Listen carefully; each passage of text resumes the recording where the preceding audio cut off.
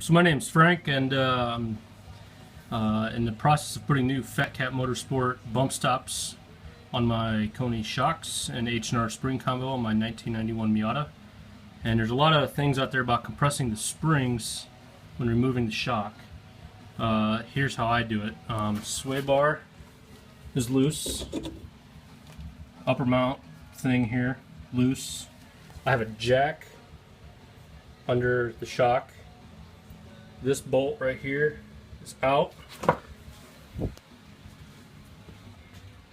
and all of these are out. They're all right here. Everything's here. I can't get the block washer out, but that's that. So yeah, everything is being supported right now by the jack, and we'll just slowly lower this down.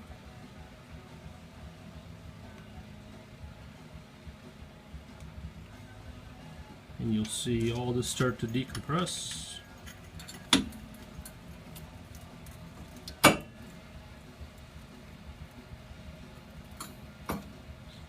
And at this point, the spring is completely loose.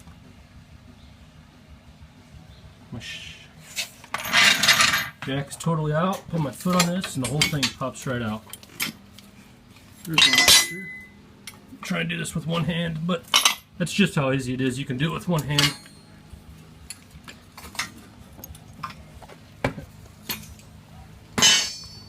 No spring compressor needed. It's up to you. I don't take responsibility for anything you mess up or anything like that, any damages or whatever. Just showing you how I do it.